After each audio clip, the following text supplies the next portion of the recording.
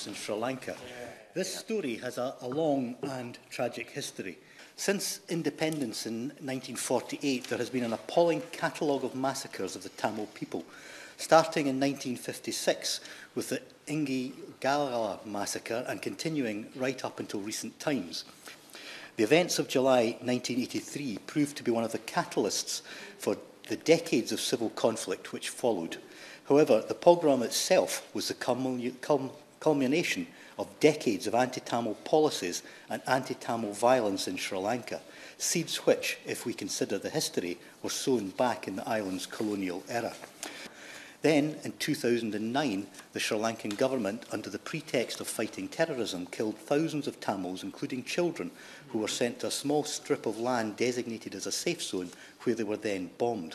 Atrocities evidenced by satellite photographs. The Easter Sunday atrocities in 2019, and despite intelligence warning of the attacks, has still not seen anybody brought to justice. Now, all of these scars are deepened. Yes, certainly.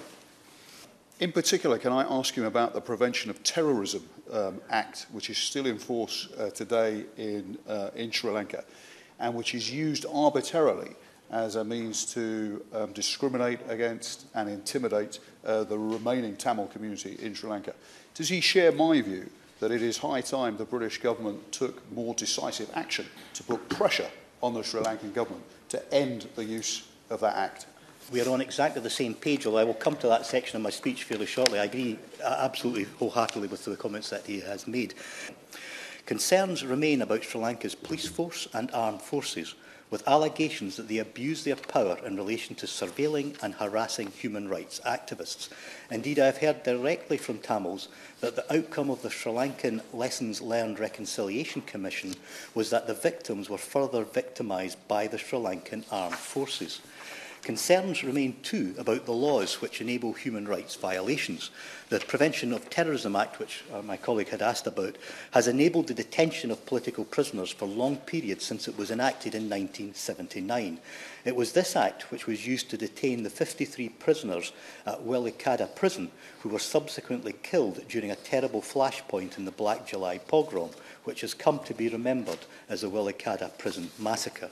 The Prevention of Terrorism Act was used to arrest state opponents, and although it may now be repealed, there are fears that its proposed replacement, the Anti-Terror Act, may in fact be worse, and that the government's attitude towards human rights activists has not altered at all.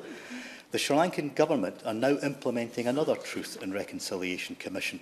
However, concerns remain that this provides no route to accountability and no proper witness protection mechanism. This would neither cater to the victims' needs nor adhere to international standards. Now, I am grateful to the Sri Lankan High Commission for providing me with a briefing update on reconciliation. It will take me some time to fully digest and consider the points made. However, I would like to highlight one of the first sections, the Office of Missing Persons, OMP. It states that the tracing unit found 16 persons alive and confirmed 3 deceased as of November 2023. And let me put that into context. It is believed that some 18,000 Tamils had been handed over to the army. So what happened to the rest? Where are they? And what records exist to tell us? Exact numbers are unclear, but more than 100,000 people, including 40,000 civilians, according to a United Nations panel, may have been killed during the conflict. Ultimately, there must be a right to self-determination for the Tamils. Everyone should be able to live without fear, according to their customs and traditions. There is much that could be done, and I look forward to hearing the Minister's response to this debate. I hope that it will consider officially recognising the atrocities committed as genocide, and will look at introducing sanctions against the known perpetrators, whom to date have escaped being held to account and has denied justice to the victims.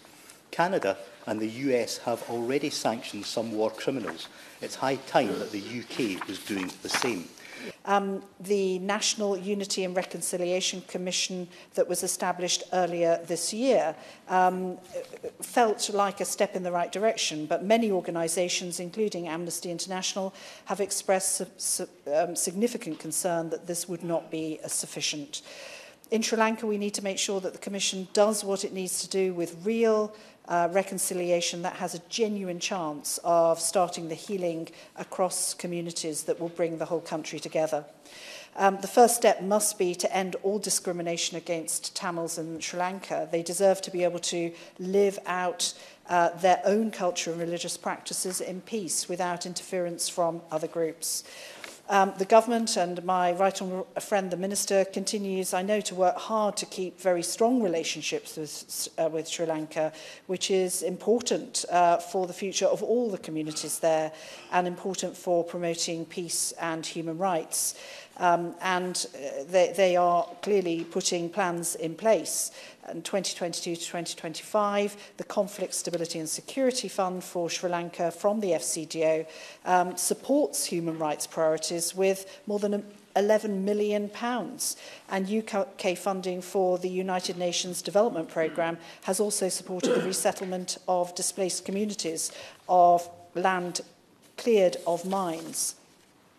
So it's important that we continue to work with countries like Sri Lanka, and I'm aware that the government is consistently reviewing its global sanctions list, so I'm sure the Minister will want to take the opportunity presented today to perhaps update the House on what the approach is to sanctions, and I'm sure my constituents and people back in Sri Lanka will also be taking note of the comments that he makes. I've received the briefing from the Sri Lankan government, as others have as well, and I've tried to examine that briefing in relation to what I believe is the reality on the ground. There are claims from the Sri Lankan government that a process of reconciliation is taking place and that arrangements have been put in place that will ensure the protection of human rights and civil liberties. That's certainly not the reports that we get from our constituents who have families back in Sri Lanka.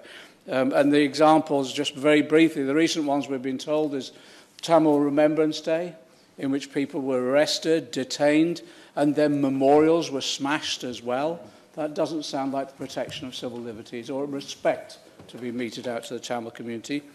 The use of the Prevention of Terrorism Act has been a continuous abuse, to be frank, and the recent death of, I hope I've got the pronunciation right, the young man Nakarasa Alex, who was detained and died in custody, is another example that the use of detention in this way has resulted, and we know in some instances of torture claims that have taken place. I went to Sri Lanka on a delegation in 1984 and raised with the then President Jayawardena the human rights system, the abuse of human rights and the use of the Prevention of Terrorism Act. And I've met many Sri Lankan families who have people missing from that period on. And unless they get closure and an understanding what's happened to them, the horror for individual families will just go on and on. And I'm sure my friend who represents many Tamil people would endorse the need for us to get an open book on everything that's happened to every person that disappeared. The use of the PTA to detain, the use of the PTA of example after example of torture, but also deaths in custody as well. And from what we hear, the new legislation that's being proposed actually might be worse than the PTA itself. That's the problem. And I think we have to recognise the operation of the military within Sri Lanka. The military aren't just a military establishment. They're a whole industry in themselves, profiteering at the expense often of the Tamils community, and in particular at the expense of the seizure of the Tamil lands themselves. And the process of demilitarisation has hardly been evidenced by the Sri Lankan government. But I just want to say that actually, why is this happening? Why is the Sri Lankan government continuing to operate with impunity? Well, I actually do think it's a collective failure by the international community, and that includes the United Kingdom as well. We haven't done enough to pressurise the Sri Lankan government. So we have not taken the action I thought we were going to take with regard to the targeting of those identified abusing human rights and effectively war criminals as well, in a way that we've done with other countries. So the use of the Magnitsky Clause, I don't believe from what I've seen or from the evidence we've had, there hasn't been a single use of Magnitsky to sanction the human rights abusers from Sri Lanka. And let's congratulate the USA and Canada who have. We should be following their example. With regard to the Truth and Reconciliation commission that's been established anew. I think this is the 15th, is it, or 16th that's taken place. What we were pressing for before is this should be an independent, international convened commission, not one that's just in-house, almost the country market its own homework. And finally, we did raise the issue before about the reference to the International Criminal Court, because it's quite clear during that period, certainly in 2009, there were offences against the Rome Statute that could be constituted as war crimes. I believe that what we should do now is maximise the pressure that we can put on the Sri Lankan government. We should now look at the use of sanctions. We should look at the review of all the bilateral relationships that we have with Sri Lanka. And in particular, we've raised this before. I don't believe we should have given Sri Lanka the benefit of the country's trading scheme status and the concessions that they have. This is the only way, I believe, that will be influenced the Sri Lankan government to abide by some, at least the commitments that they've given us with regard to the protection of human rights and civil liberties and respect for the rights of the Tamil community overall. I also received the Sri Lankan ambassador's briefing in advance of this debate, along with an invitation to meet. But given that his predecessor frequently referred to myself and members of the APPG as white tigers, I think I'll be washing my hair that day. The case, I think, has already been compellingly put by colleagues that have already spoken. But just to reiterate some of the harrowing facts, in 2009, for example, tens of thousands of Tamils perished in the Mullabaikal genocide, with many still unaccounted for. And the Sri Lankan government's continued denial of war crimes, crimes against humanity, and genocide does necessitate the need for international intervention. And demilitarisation is crucial to securing and fostering a sustainable and lasting peace. And to do that, I know that the referral to the International Monetary Fund for a bailout after Sri Lanka's economy crashed could not be linked to human rights. But what it can do is put certain conditions on government spending. And one of the things I think we should absolutely be pushing for is to the reduction in military spending as a result of the IMF bailout. That must be a condition of that money. Giveaway. My honourable friend talked about these resolutions, as did the honourable member who opened the debate. And does he agree with me that rather than waiting for a third resolution, the first of which was backed by Sri Lanka itself, we can actually get some action done rather than having to keep renewing with no action? I'm very grateful to my honourable friend and my predecessor as chair of the APPG on Tamils for that intervention, and he's absolutely right. And I think just in closing, I think the last action that I think the government must urgently look at and review is the issue of sanctions, especially sanctions against those who are credibly accused of war crimes, particularly General Silva, but not just General Silva, many others as well. The diplomatic efforts and the internal efforts in Sri Lanka have not brought about meaningful change or any lasting peace. I want to join other colleagues by saying the UK government can do more than it's done. It can follow US and China in sanctioning individuals. People have mentioned quite rightly General Silva, but there's also General Jayasuriya and others who were involved in those last few months of the war in 2009 who quite clearly committed war crimes. And it's beyond that. I would like to see the government, as others honourable members said, have used the IMF process to try to exert some leverage, use the work at the UN Human Rights Council to exercise more leverage. I think the trade deals is something we could use. When I was trade minister, I urged on the EU, as we were then in the European Union, not to give back what were called GSP plus concessions, and we won that argument in the Trade Council in Brussels, and those concessions were not given back to Sri Lanka. Regrettably, they were given back in 2016, and now, after Brexit, Sri Lanka benefits from trade and tariff concessions given by this government. I don't see why they should. And I think we ought to be demanding the repeal of the Prevention of Terrorism Act, security sector reforms, and a proper accountability before the Colombo government gets these benefits. The UK government must follow the recommendations of the UN High Commissioner to refer the perpetrators of these atrocities to the International Criminal Court. And while we are waiting for this, the political and economic crisis facing Sri Lankans remain deeply concerning alongside humanitarian needs and the geopolitical challenges in the region.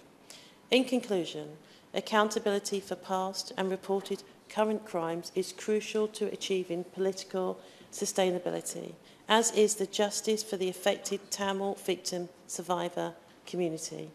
The attitude of always negotiating, always talking, always being calm, doing nothing, negotiating.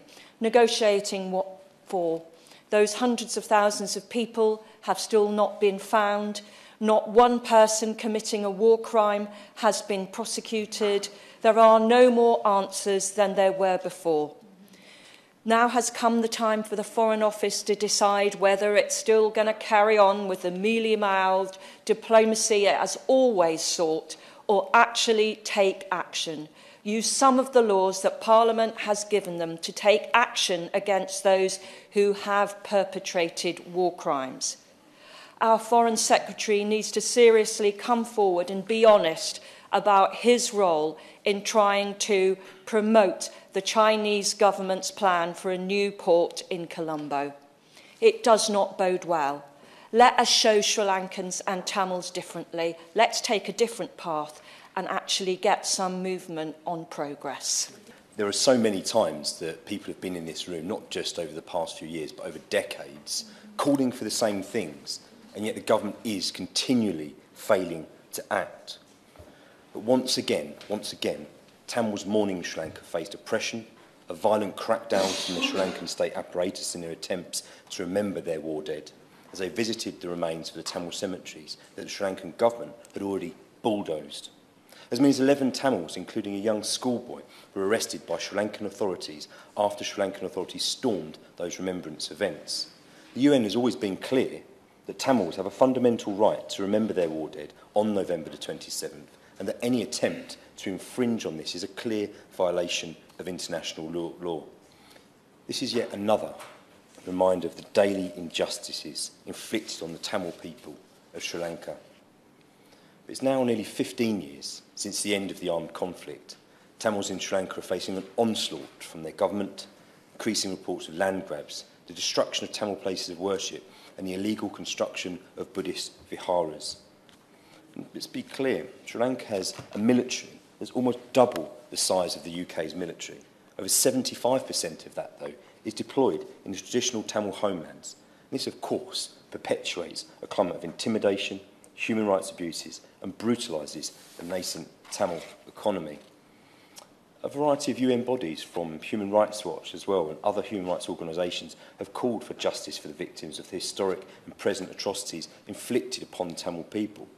Many of those accused, far from being prosecuted, have been rewarded with lucrative promotions, most notably the appointment of General Shavendra Silva to the head of the Sri Lankan Armed Forces, a total and utter disgrace. In 2015, through investigation by the UN Office of High Commissioner for Human Rights, the strong and corroborated evidence of the 58th Division, led by Silva, had extrajudicially executed surrendering soldiers and shelled marked civilian hospitals. For the healing process to begin for the Tamil people, said Edward, monsters like Silva must face justice and be removed from the positions of power where they can continue to abuse the Tamil people. In Canada, they recently sanctioned several individuals, including the former presidents Gotabaya and Mahinda Rajapaksa, for their role in the war crimes, crimes against humanity and genocide committed against the Tamils in the north and east of Sri Lanka. Canada's parliament also groundbreakingly unanimously recognised Tamil genocide in a landmark motion, the first recognition of its kind anywhere in the world.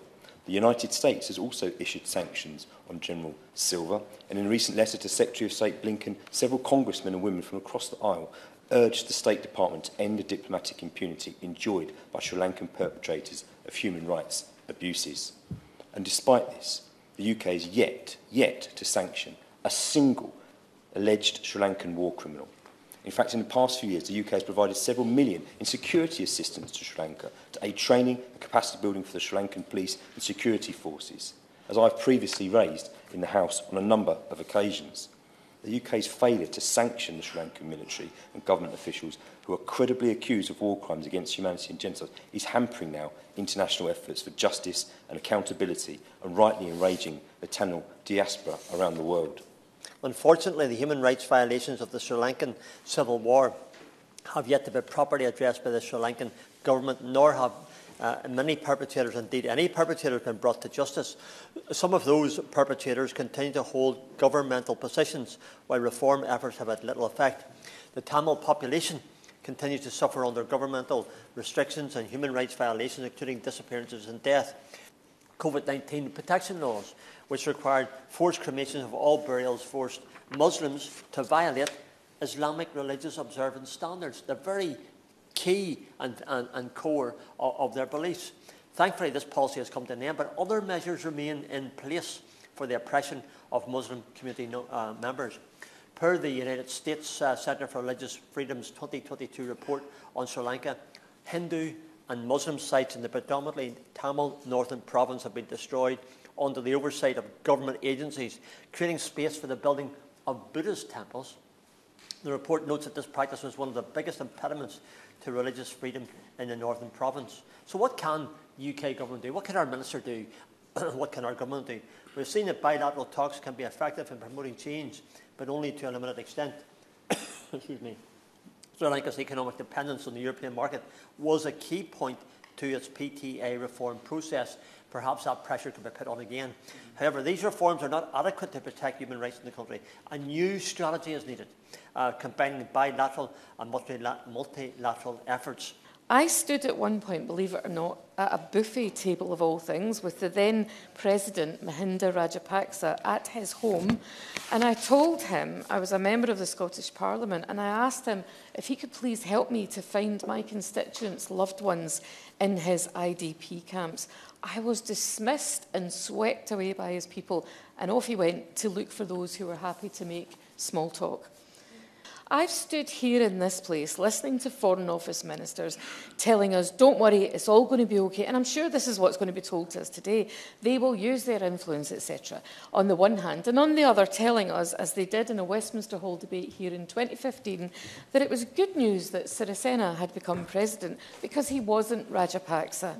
But Sirisena had been part of the government when the Tamils were being ruthlessly bombarded, and he subsequently made said Rajapaksa Prime Minister before handing over the presidency to the other Rajapaksa.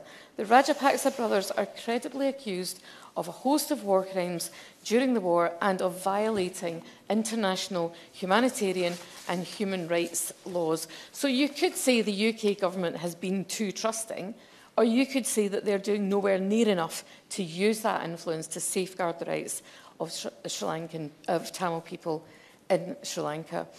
A couple of years ago, the then president pardoned a soldier, one of the few ever to be tried, never mind found guilty. This soldier was guilty of the killing of 8 Tamil civilians, including a 5-year-old child and 2 teenagers. I can only assume this was all part of his promise at the time to end what he called the era of betraying war heroes. Disgraceful. The UN panel of experts has expressed a desire to see credible evidence of the war crimes, and also to see that justice is served.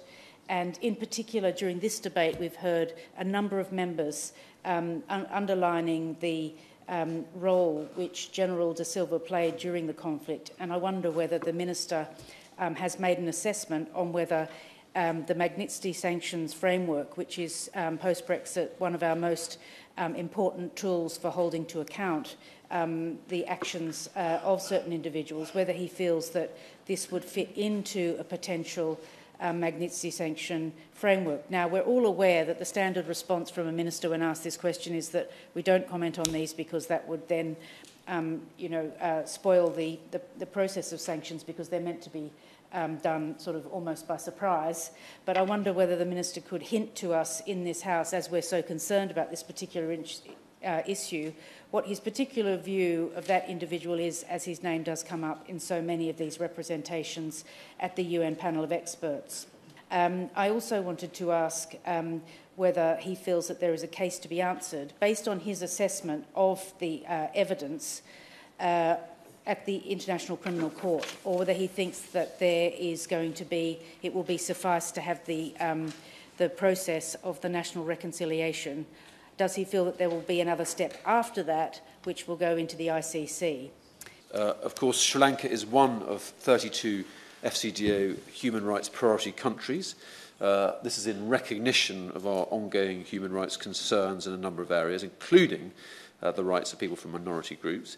As honourable members will know, and as described this afternoon, the continuing marginalisation and repression of Tamil communities follows many years of racial and religious tensions in the country, culminating in the civil war, as described in very clear terms this afternoon. And it's important to recognise that a number of different communities, including Tamils, who predominantly reside in the north and east of the country, face this marginalisation, continue to face marginalisation by state authorities. There have been increasing land seizures and disputes which have sometimes centred around religious sites, such as the Ayanar Hindu temple in Mullaitivu. This clearly has troubling implications for freedom of religion or belief. And more recently, we're very clear that there has been state-sponsored settlement of traditional pasture land in Batikaloa, which threatens the livelihoods of local farmers, something that was referred to this afternoon.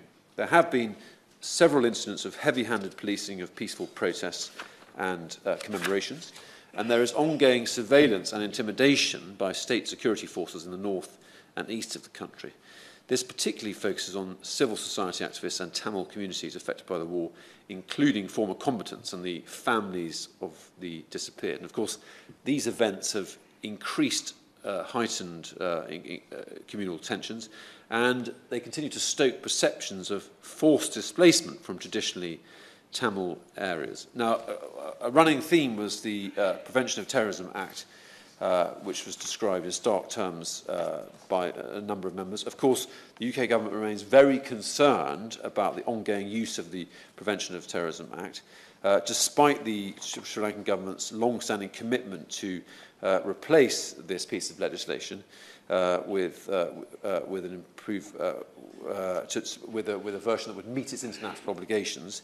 It continues to be used as laid out this afternoon, as most recently as last week, and we continue to call on the government of Sri Lanka to deliver on its promises and live up to its international obligations. So the concerns laid out this afternoon with regard to the PTA legislation we acknowledge. From the government side, promoting human rights, reconciliation and justice and accountability is a key strand of our policy towards Sri Lanka. Minister, you mentioned about all the government's doing. Could I gently suggest, Mr. Chairman, that maybe perhaps when it comes to economic ties, whether it be banking, whether it be bigger business or whatever it may be, that the issue of human rights and the persecution of Christians, etc., are an integral part of any discussions that take place, and ensure that when you move forward, that those are conditional to the economic context. Just as a he makes a good point, and we and those and the role of the trade envoy was mentioned this afternoon. But we're very clear that human rights and trade discussions go alongside; they are not mutually exclusive, and that's a perfectly reasonable suggestion. I just wanted to get an assurance from him that the British government's relationship with Sri Lanka will ensure there is always unfettered access to UN human rights monitors and inspectors into Sri Lanka, because there have been at times more than reticence, indeed obstruction, towards their inspection, and it is obviously necessary to get an independent view of the situation. Well, the Right Honourable Gentleman makes a good point. We continue to argue for unfettered access for those sorts of inspectors, and we will continue to do so. Now, turning towards some of the small positive steps, because when working with countries to strengthen their human rights, their human rights adherence, it's important to acknowledge any progress that there may be. In that spirit, we welcome steps taken by the Sri Lankan government to address some Tamil grievances, including the release of some disputed lands and the release of long-term detainees. We welcome the government's engagement with Tamil representatives on a long sought-after political settlement, and we have urged the government to consider further confidence-building measures and engagement. We welcome steps taken by the government to improve connectivity between the north and counties between the north and countries in the region, including through regular flights.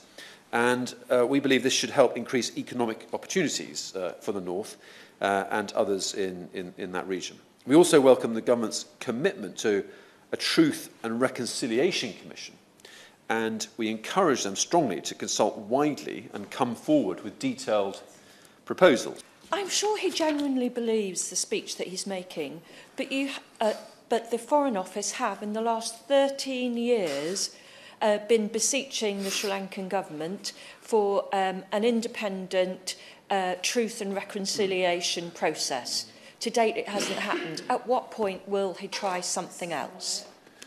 Well, these are clearly profoundly difficult issues which will not be solved quickly, but it is our judgment that we must continue with our diplomacy and our strong encouragement for the government of Sri Lanka to come forward with detailed proposals about a Truth and Reconciliation Commission. As unlikely as it may seem this afternoon, that is the intent of our diplomacy, and we will continue to do that.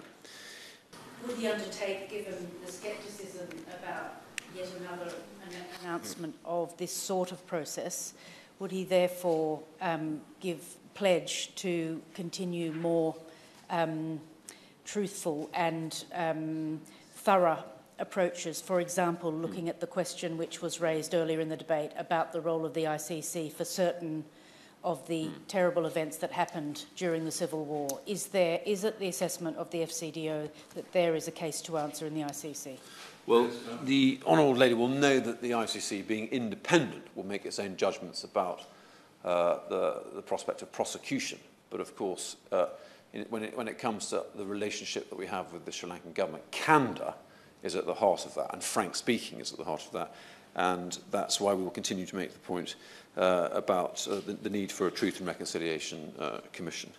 And of course, delighted. I don't want to be too harsh on the Honourable Gentleman, particularly as he's standing in, but the Honourable Member for Glasgow North East used part of her speech from 2021. This sounds distinctly like the same response that we had at that debate, almost word for word. Could you just address one issue for me? Will the government, because this is solely up to the government, will the government now explore the use of the Magnitsky Clause sanctions against known human rights abusers from Sri Lanka? Well, I'm grateful to the Right Honourable Gentleman for his question. He, of course, will know that it wouldn't be appropriate for me to comment on sanctions from the dispatch box, and no government minister would do that. But of course we note the strength of feeling expressed by Honourable and Right Honourable colleagues this afternoon. And of course, sir, we are concerned about the ongoing land disputes, the continued harassment and surveillance of civil society, and limitations on freedom of expression, assembly and association. And we will continue to urge the Sri Lankan government to adhere to its human rights obligations and fulfil its commitments on transitional justice, legislative reform, and to take steps to build trust in its institutions. I understand the point he makes about not commenting on sanctions from the dispatch box. Could I just reiterate and re-urge him to take the strength of feeling from this debate, and for many years now we've been asking for this, to take that back to FCDO. On the point about the ICC, indeed it is independent. There are independent referrals to the ICC that private individuals are taking forward against certain members of Sri Lankan military society at the moment. Whilst the UK government is not engaged in that process, could I ask him to review whether or not the FCDO could, at the UN, encourage that information collection which is being done as part of the recent human rights resolution to be passed on to those who are trying to bring forward that prosecution? Well, I know the Minister of State for the Indo-Pacific will in due course hear that plea and give it her consideration. I'll wrap up because I want to leave 2 minutes for the conclusion. But I'll conclude by saying, of course, the UK government will remain a leading role on the international stage, working with civil society and through the UN to deliver meaningful human rights improvements for Tamils and all Sri Lankans. We've had a very consensual debate from right across the House, which I think shows the strength of feeling that crosses normal political divides. It's quite clear that far more needs to be done than has been done to date. And while I'm grateful for the Minister's response. The fact that the UK Government is very concerned and will call on the Sri Lanka to deliver on its promises just doesn't cut it. We've heard all that before.